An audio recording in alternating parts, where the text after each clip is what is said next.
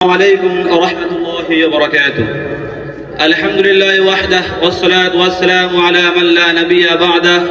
أما بعد فأعوذ بالله من الشيطان الرجيم. بسم الله الرحمن الرحيم. والفجر وليال عشر.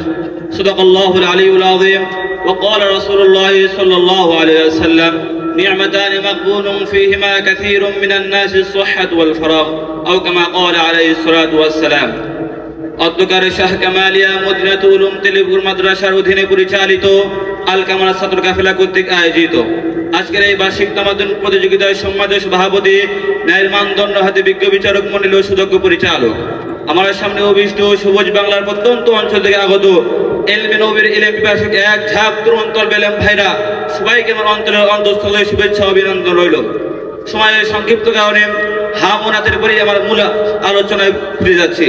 সময় উপস্থিতি আমরা একটু লক্ষ্য করলেই বুঝতে পারি, নদীর স্রোতের মতো প্রবাহমান সময় বয়ে চলেছে প্রতি মুহূর্ত, কারোর জন্য সে থেমে থাকে না। জীবনের সাফল্যের মূল মন্ত্রই হলো সময়ের সঠিক ব্যবহার।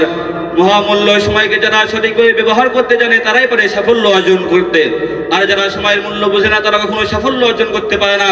সময় উপস্থিতি এ ধরার বুকে সৃষ্টিজীবের অবস্থানকালে একটি নির্দিষ্ট সময় পর্যন্ত, তাই তো অনিবার্য সত্য হলো জন্মগ্রহণ করলে মৃত্যুবরণ করতে হয়। জন্ম থেকে মৃত্যু পর্যন্ত যে অবকাশ দেওয়া হয়েছে তাকে বলে জীবন, আর জীবন আসলেই সময়ের সমষ্টি। প্রতিটি সেকেন্ড জীবন অমূল্য সম্পদ, কেননা সময় একবার হাতছাড়া হয়ে গেলে তা আর কোনোদিনই ফিরে পাওয়া সম্ভব নয়। অমূল্য রত্ন এই সময়কে কাজে লাগানোই জ্ঞানী পরিচয়। সময়কে অপচয় করে কেউ পৃথিবীর ইতিহাসে ক্ষণজন্ম উপাধিতে ভূষিত হতে পারেনি, তাই আদর্শ জাতিকরণে চাই সময় মূল্যায়ন। সম্মানিত উপস্থিতি, সময় নির্দিষ্ট বক্তব্য সম্পর্কে আল্লামা সৈয়দী রহমাতুল্লাহ আলাইহি বলেন, রাসূলুল্লাহ সাল্লাল্লাহু আলাইহি ওয়াসাল্লাম নিষেধ করেছেন, প্রতিদিন সূর্য উদিত হওয়ার সাথে সাথে দিন এই বলে ঘোষণা দেয়, তোমাদের মধ্যে যদি কেউ কোনো ভালো কাজ করতে চায় সে যেন করে নেয়, কেননা আমি আর ফিরে আসবো না। ধনী গরিব ফকির মিসকিন রাজা প্রজা সকলেই আমার সমান। আমি বড় নিষ্ঠুর, আমি কারো প্রতি সদয় ব্যবহার করতে শিখিনি, তবে যে ব্যক্তি আমার সাথে সৎ ব্যবহার করবে সে কখনো বঞ্চিত হবে না, বরং আমি তাকে সফল জীবনের জ্ঞান দিতে পারি। সম্মানিত উপস্থিতি, সময়ের গুরুত্ব বুঝা থেকে মহারব্বুল আলামিন মহাগ্রন্থ আল কোরআনে কোথাও দিনের কসম দিয়েছেন, কোথাও রাতের, আবার কোথাও চাষের। নবী করিম সাল্লাল্লাহু আলাইহি ওয়াসাল্লাম বলেন, নি'মাতানি মাগবুনুন ফীহিমা কাসীরুম মিনান নাসি সিহহাতু ওয়াল ফারাগ। বুখারী শরীফ। অর্থ, দুটি নিয়ামত এমন রয়েছে যার ব্যাপারে অধিকাংশ মানুষ উদাসীন, এক অবসর, দুই সুস্থতা। সম্মানিত উপস্থিতি, সময়ের গুরুত্বের জন্য ইসলাম প্রতিটি কাজে নির্দিষ্ট সময় নির্ধারণ করেছেন।